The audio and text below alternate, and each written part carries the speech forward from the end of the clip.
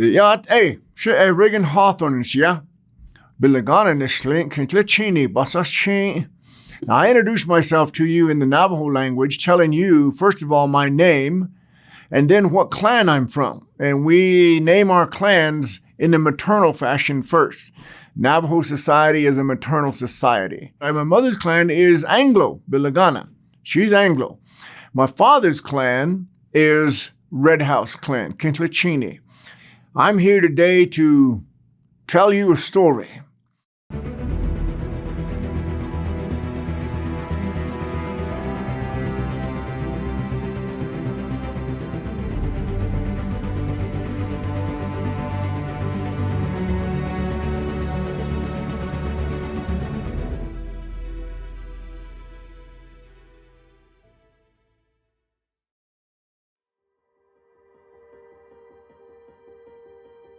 My family has a storied legacy of military service, and as such, we like to, at every opportunity, relate what this country is about, what our patriotism means, where it comes from, and how deep it runs.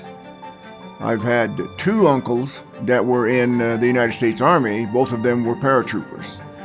One uncle was killed in Vietnam with the 101st Airborne Division. He was ultimately awarded the Distinguished Service Cross. I'm the son of Roy Hawthorne, who was a Marine Navajo code talker in World War II. He also served with the United States Army as a paratrooper in the Korean War. As a youngster, I grew up in a very organized, disciplined home, understanding that my father had some military background. And I stress that some military background because the only way that I really became aware of his military background was as a youngster when I discovered that my father had only one leg. And so that's something that's kind of hard to hide and hard to cover up. And so he had to explain to me that during his tour in Korea with the United States Army, he was victim to mortar shelling and he lost his leg. And that was the extent of my awareness, my knowledge of my father's military background. Knowing nothing of his Marine experience, knowing nothing of the code talker experience, knowing only that he lost a leg in Korea when he was in the Army. I pretty much made a commitment then that I would follow that path. And my life's goals at that time were to join the Army, become a sergeant, and jump out of airplanes. And that's what I did. I don't know, but I think I might. I don't know, but I think I might.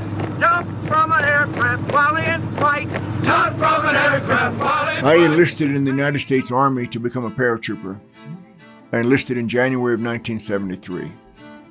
There at the Airborne Jump School, at the home of the infantry, we learned all of the techniques, all of the apparatus, all of the physical requirements needed to become a paratrooper. In week 3 of our time there, we finally got to go get in an airplane, take off, and jump out. In some cases, the guys had to be pushed out. They became very frightened, let's say, and they didn't want to leave the aircraft. But we all understood that once we got in that aircraft and took off, there was only one way out of that aircraft. So in the 3rd week, we did our jumps, and then midway through that week, we finally were awarded our prized and cherished novice parachutist wings. And the 82nd is considered to be America's Guard of Honor. And in keeping with that, there's 2 things that have to occur. One is consistent training, and the other is consistent readiness.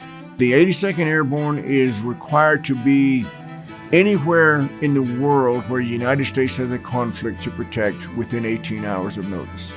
And that requires a lot of readiness, a lot of training. So between the fall of 1973 through the training periods and the different deployments for specified training, whether it be into Panama for jungle expertise, jungle survival training, or whether it be up into the snowy mountains of Camp Drum, New York, for cold weather survival training, cold weather experience, or whether it be into the desert environment of places such as Fort Hood, to become engaged and familiar with all these types of training.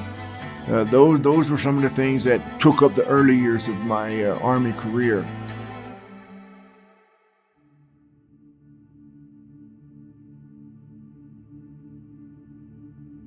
People take cruises today to go to Alaska and see all the pretty sights, and we were there. We were positioned for a couple of days up on a mountaintop, trying to stay warm, trying to keep the equipment operating in those sub-zero temperatures. And I remember being up on a mountaintop where we could actually, as artillerymen, follow visually the rounds from the time they left the tube to the time they impacted the target. And this is what's called adjusting fire, where the forward observer sights a target and determines the grid coordinates on a map and transmits those grid coordinates to a fire direction center at the firing battery. The fire direction center then translates those grid coordinates to firing data for a gun. And the gun chief then checks the data, checks all of the ammunition to make sure that everything is right, and then they fire.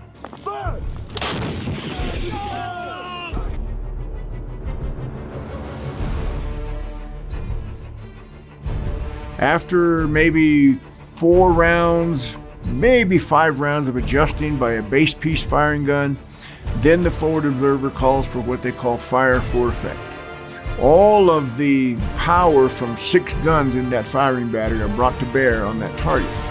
And as you might imagine, it's a pretty awesome view when you bring 6 guns to bear on one target with high explosive rounds. So everything being gelled together, you now have 6 guns putting high explosive rounds on the target, and then in comes the air support to drop their ordnance on the target, and it's just simply amazing. I remember from that hilltop one day watching that purple smoke rise up from about 5 miles away down in the valley, and we knew that the aircraft were coming because we had smoke in the tube. When we sent that smoke down range and we saw that purple smoke hit, all 6 of our gun personnel literally visually did a 180, turning about to watch the aircraft coming in.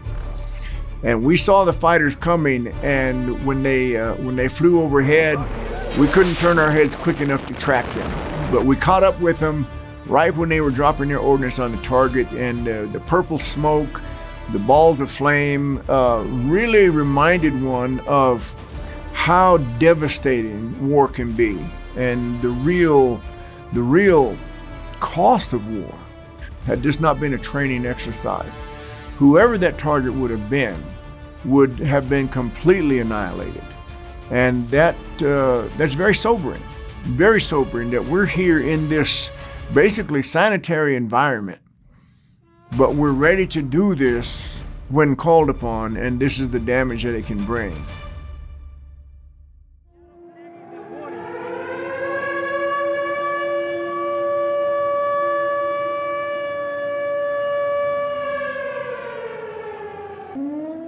South Korea's capital, Seoul, on an air raid practice day.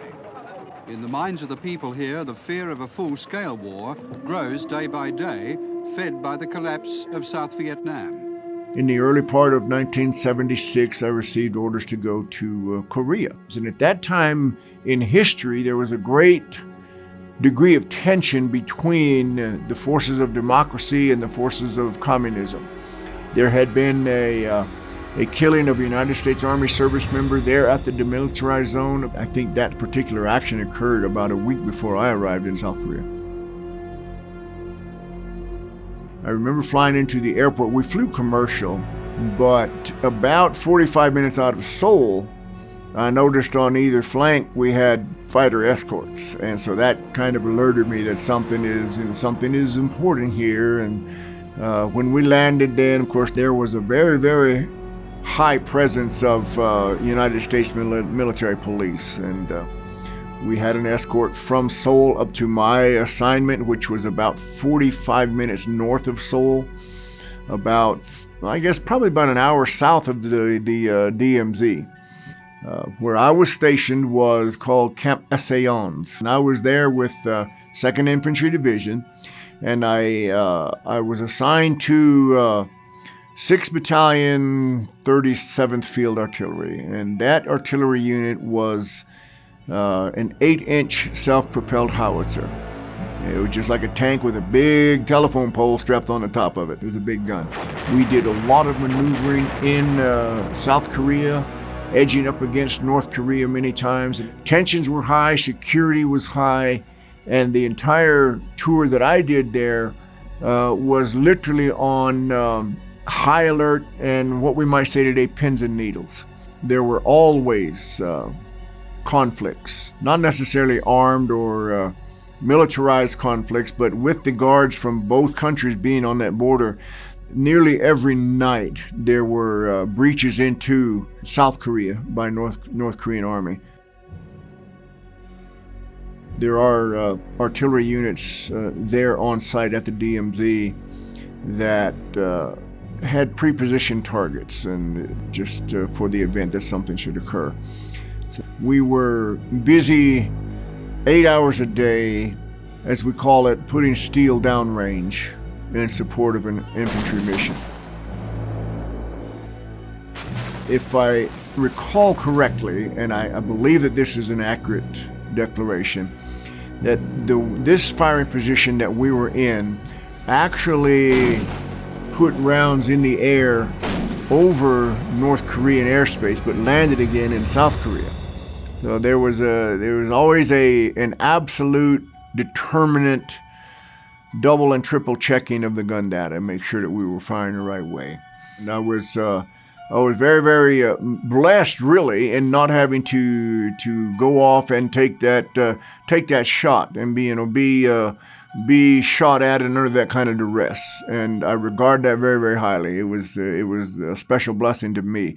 I'm not going to sit here and say, I wanted to go and do that. I think none of our soldiers, airmen, Marines, sailors, really thrive on that. But when it's necessary, we go.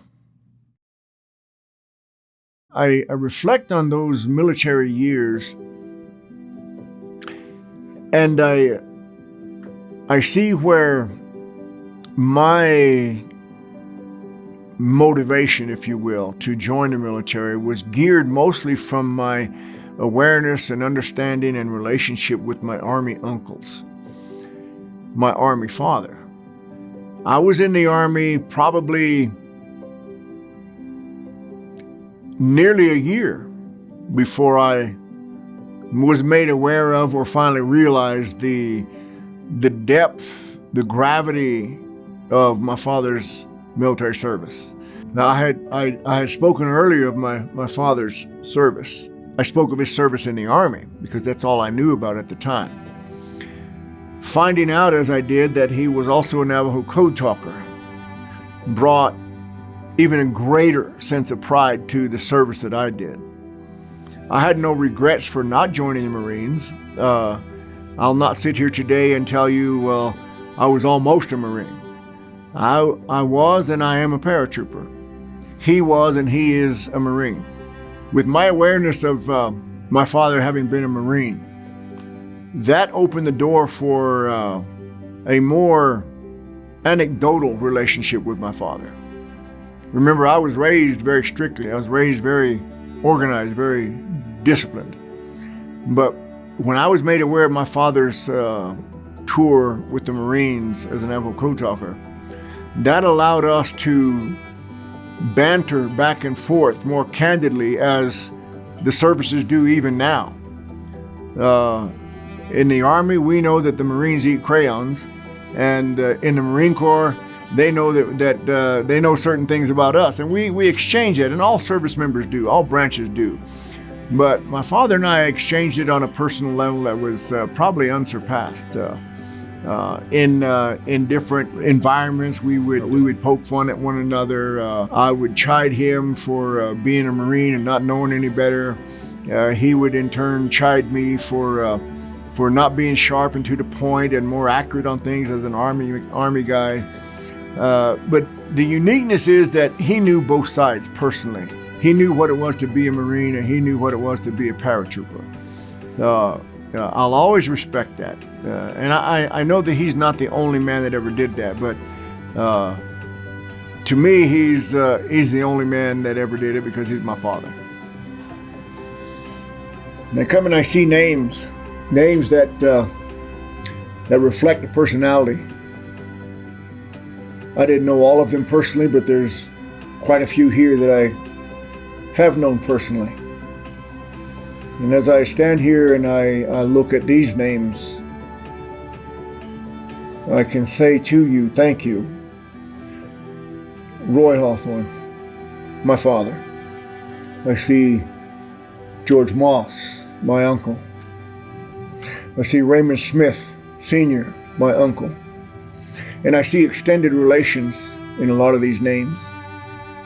And I see the 6 Marine Corps divisions in which these men served, and represented across the entire Navajo Nation, a landmass larger than the state of West Virginia. And it settled in on me that this is why we're here today, because of what they did, who they are, and what they represent. Thank you, men. Thank you.